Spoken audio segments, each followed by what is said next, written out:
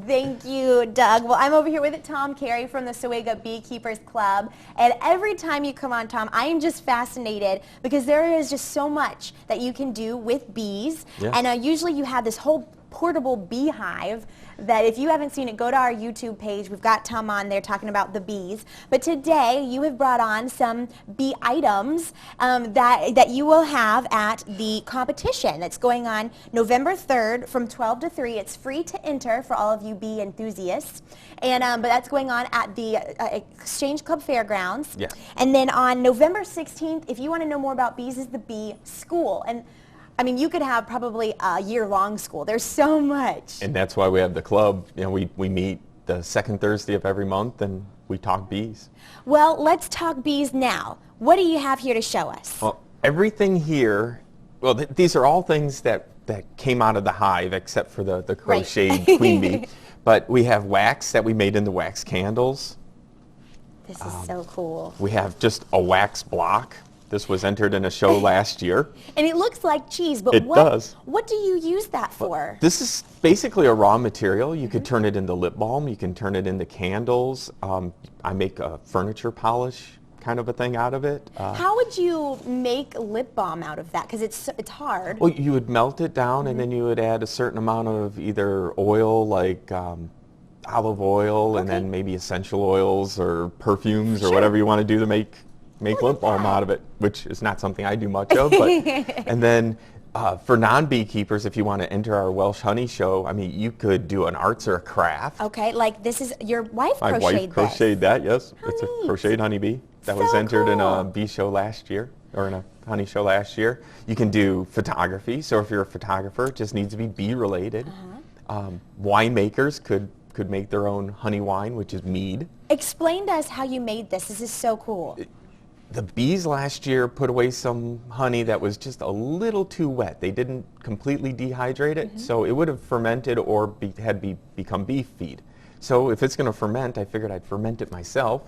And basically you just add a bunch of water to some honey, get the sugar content correct, and add some yeast. And how long did it have to sit? It was in a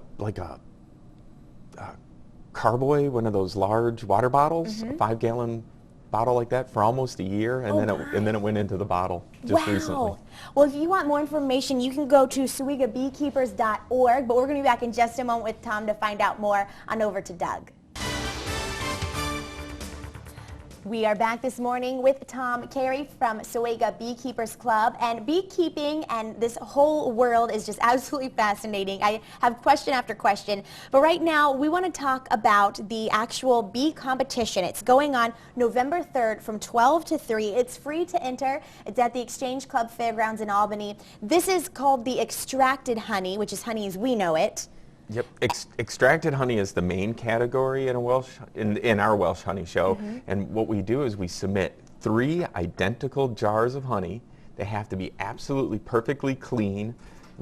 They'll even judge the jar. I mean, you have to pick the best jars. So I went through cases of jars to find 3 perfect-looking jars. Then you clean the jars. No fingerprints. No fingerprints, inside or out. There cannot be honey on the inside of the lid. The fill level has to be correct. There can't be bubbles or bee parts or anything in the honey that isn't supposed to be in the honey. It's all about cleanliness and presentation. How do you get bubbles out? Because you said that this one here is not perfect and there's bubbles in it. There's some really tiny bubbles in it. You can warm the honey a little bit, which will make it a little bit more viscous so the bubbles float out a little better. And then you could put it on top of the washing machine, so when it shakes, it kind of helps get the bubbles out. Drive it around in your car. There's a bunch of tricks. It's so interesting. They have a ribbon here. You've actually won in the past. I've won some ribbons, yes. Congratulations. Well, we wish you luck this coming up one. If you want to know more about bees, you can actually go to the Bee School on November 16th. And what are the types of things that will happen there? Bee School is going to be a lot of fun. We're going to do classroom study in the morning. We'll talk about bee biology, the equipment you need, bee suits, the type of safety equipment you need, how to get your bees, and then we have bees at the parks at Cheehaw. This was a small child in an adult-sized bee suit. There's a kid in there. Yeah, a 4-year-old, 4 or 5-year-old. Looks like a Halloween picture. We took a bunch of, they do a camp, a little buggers camp. Right. And so we had all these young kids out there. We got them into the bees, opened up the beehives, and we'll do that at bee school too. So if you come out to bee school, we'll inspect beehives and That is really spend cool. time with the bees as well as some classroom study. That is just fascinating. And so you can also contact Chiha to find out when they have the little buggers camp again.